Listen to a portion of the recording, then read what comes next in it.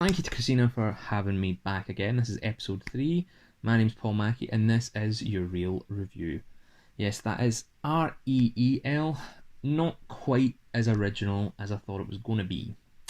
But anyway, let's move on. So, this week's going to be slightly different. I'm going to, instead of doing, cause obviously cinemas have closed and the world is in a real mess. Not a real mess. That's not fair to say, but the world's in real strange times right now. And the one thing that I think is helping everyone through is being able to tune into movies old and new. And I know that a lot of movie theaters and movie companies and distribution companies are making a lot of things available online. But I thought instead of that, because some people might not have access to a lot of different these platforms, and I know that they're charging an extortionate amount for some of these releases that they're doing. Is like £19 for some of these new releases, which is fair enough. But some of us are paying subscriptions and stuff like that. So I thought I would review what I thought was my perfect isolation movie list. And I tried to work out a way to do this, and the way I kind of set my day out now to make sure that I'm getting the right movie for the right mood, so that I feel like each day is the day it should. When I'm working, a Monday feels like a Monday, a Tuesday feels like a Tuesday, and so on. So I thought, well, how can I make my days feel a bit more ordinary by using movies? So I used a little thing that I stole from Joey from Friends, which is he had a way of remembering the days of the week. So I've done that. I've got a little way to remember them based on movies. So I'm going to go off. These are all movies that are from across different years. I'm doing less of a review, more of a recommendation. So technically, actually, trading standards might have me for calling this a review. But let us move on. So Monday to me is Glum Day. So that's the day, it's the start of the week, everything's a bit dull. You've had a really pretty bad day at work probably because it's the start of the week and everyone's a wee bit off because their weekend wasn't that great. So I'm going to start with one that you want. You want something to sort of cheer you up and lift your mood and motivate you. So I've got a great film that I love to watch. I saw it in the cinema, I saw it in IMAX actually, called The Walk.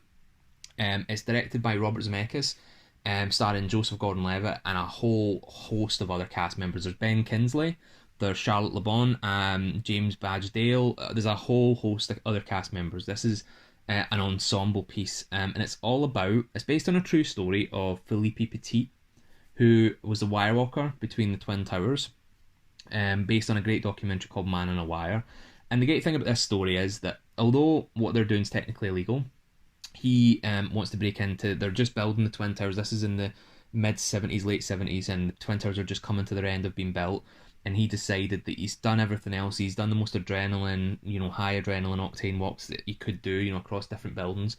But these were suddenly going to be the tallest buildings in the world, and he thought he could hang his wire between them and walk across them and then sort of fulfill a dream. But it's a kind of it's got a sort of heist element to it where they're trying to get in the building. They're using lots of different disguises, but at the same time, it's this really motivational, uplifting story of a guy who is determined to do this.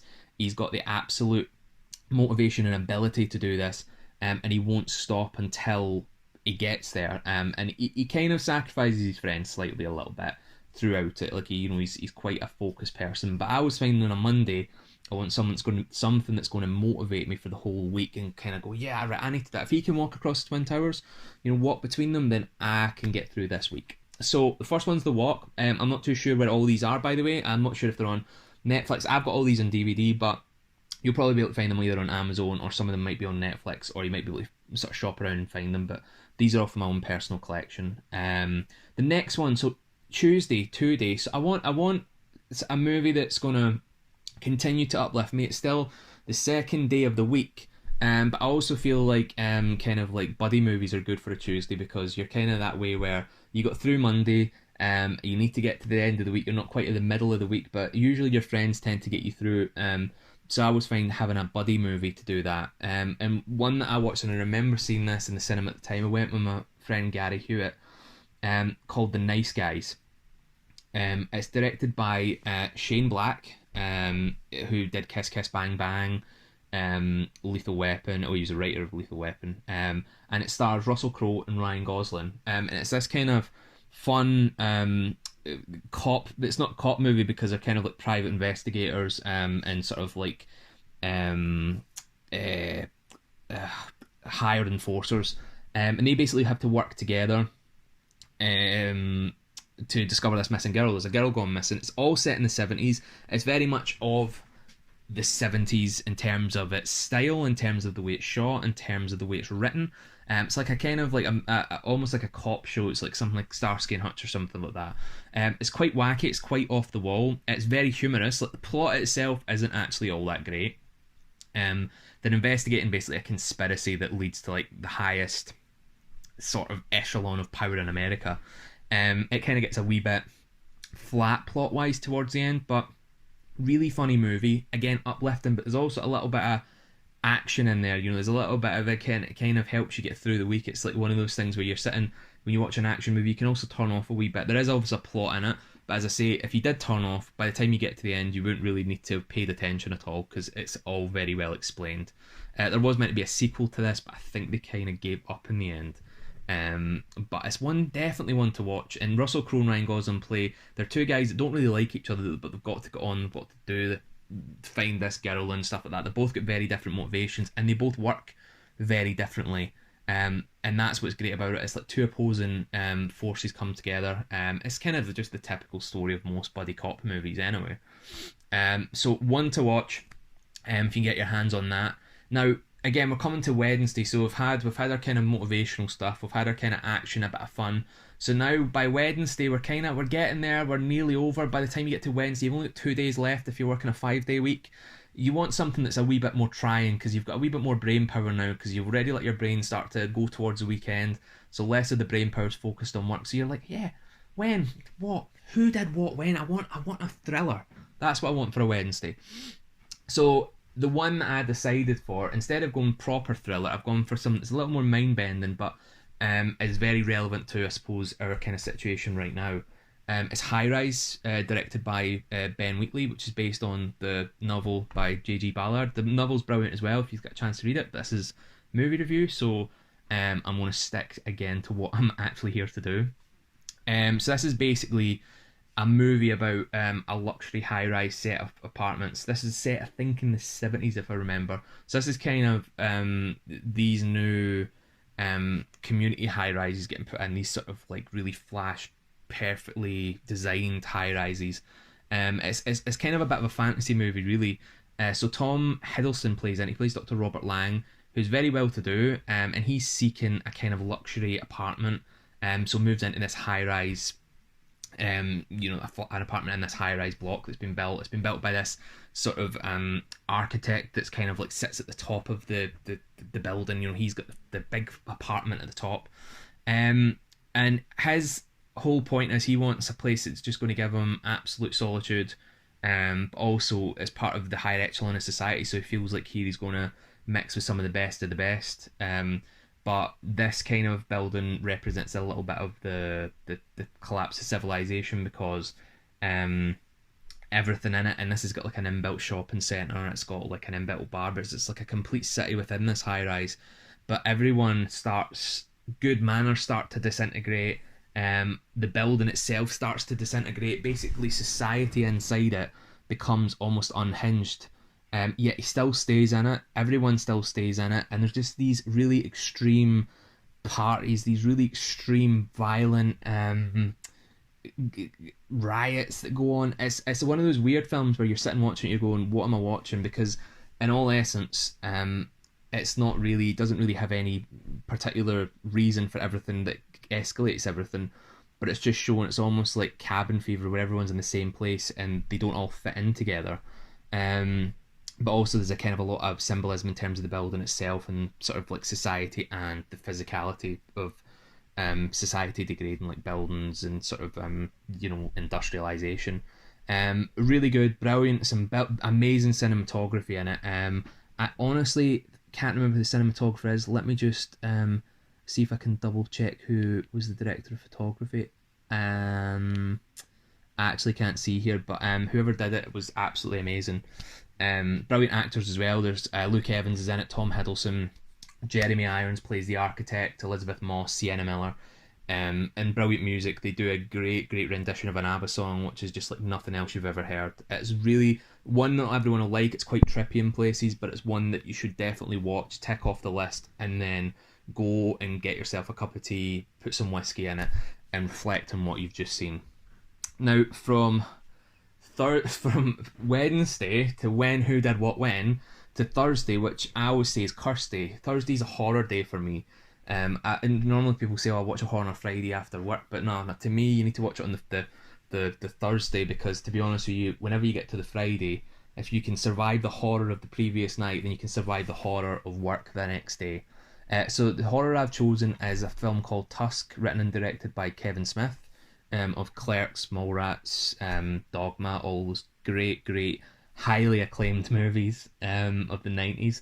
But really, this is one that he did on a podcast where he was just talking to one of his friends, and they were just having this kind of banter back and forth where they were talking about this idea of a guy who turns another guy into a walrus, through like a kind of Gumtree Craigslist type thing, where he says, "Look, you can live here for free as long as you be a walrus for like 90% of the day or whatever." So he's taking that idea, and him and his friend were kind of like spitballing ideas about what if this was a horror. So it's a horror starring Justin Long, the great Michael Parks as well.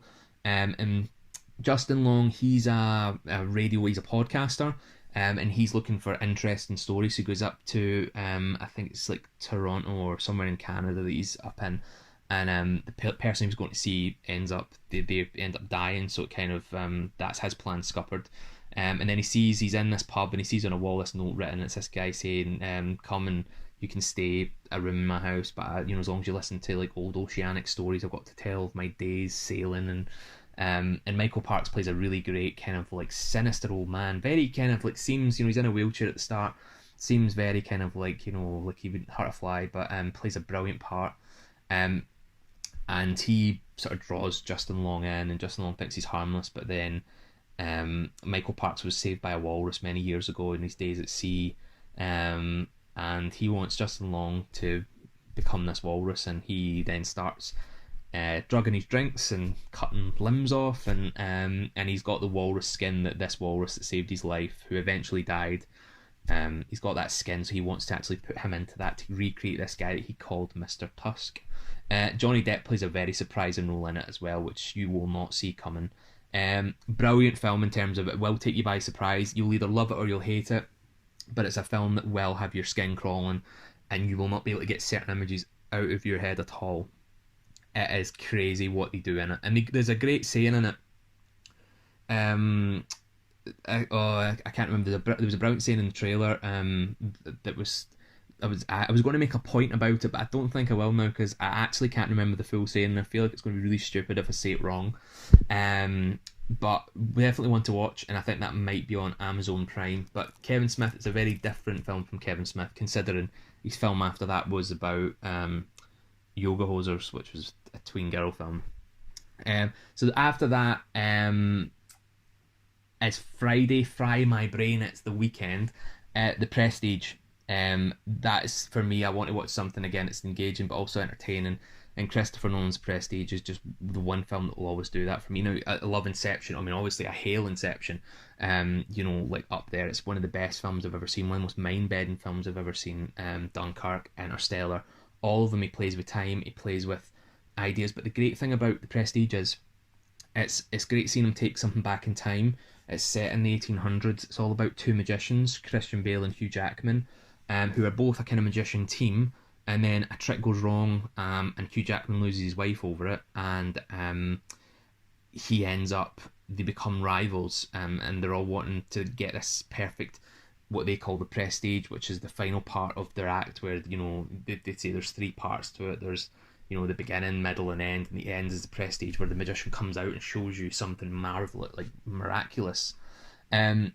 What's so great about it is it's so subtle, but it's also taken in a lot of the history. I mean, it's based on a book by Christopher Priest, and again, it's a brilliant book. But what the Nolan brothers did with the script is they've taken it and they kind of put their own twist on it. And Tesla turns up in it. David Bowie plays Tesla, and it's all about them trying to, it's kind of at the sort of the beginning of electricity, and it's kind of them trying to create this perfect trick. But they're both trying to do it, and they're both trying to outdo each other, and they try and, like, there's times where they're trying to kill each other on stage and sort of sabotage each other's acts, and it's kind of all done through, again, typical Nolan with time. It's done through like someone sitting reading a diary entry of someone else. So like I think it's Christian Bale's in prison reading Hugh Jackman's diary entry, of him going off to try and find this trick and trying to sabotage him. So it's like a really weird like movie within a movie, as per Nolan. But yeah, very good. An amazing film, well shot. The music's amazing. Music's it's not by Hans Zimmer either. The name escapes me. I think it's David Julian. Dave Julian's the music by. Brilliant, honestly. And one of Nolan's sort of the most underplayed Nolan films, I think. Great cast, brilliant cast. Michael Caine puts his appearance in.